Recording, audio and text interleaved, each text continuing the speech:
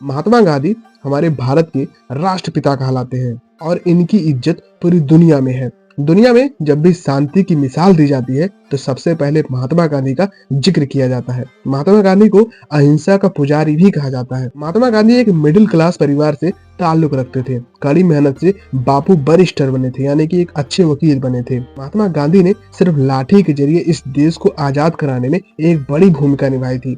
बापू को हर कोई प्यार करता था। इस वीडियो में मैं आपको ये बताऊंगा कि बापू उस समय कितने अमीर हुआ करते थे। महात्मा गांधी की सबसे बड़ी पूंजी किताबें मानी जाती है। महात्मा गांधी ने कई किताबें भी लिखी हैं। गांधी जी जब भारत आए थे लगभग 1915 में, तो अहमदाबाद में साबरमती आश्रम की एक स्थापना करवाई थी। इसे गांधी जी का घर भी कहा जाता है। देखिए, बचपन में ही इनकी शादी कर दी गई थी और लंदन में बैरिस्टर की पढ़ाई करने के लिए चले गए थे। और पढ़ाई करने के बाद जब वापस अपने देश आए तो एक केस के सिलसिले में ये साउथ अफ्रीका चले गए थे, क्योंकि भारत के बहुत सारे व्यापारी साउथ अफ्रीका में व्यापार करते थे। और वो जब वहां चले गए तो वहां देखे कि बहुत सारे लोगों के साथ भेदभाव कर रहे हैं, क्योंकि वहां पर भी अंग्रेज शासन करते थे। तो जो काले लोग रहते थे उनके साथ अंग्रेज बहुत अत्याचार करते थे। गांधी जी ये सब देख करके वहां आंदोलन खड़ा कर दिए और वो सफल भी हुए। तो जिस तरीके से वहां पर आंदोलन को वो सफल किए थे, वही ठीक विचारधारा गांधी जी ने अंग्रेजों के खिलाफ भारत में लागू किया था। यानी कि अहिंसा और सत्य के रास्ते पर चलते हुए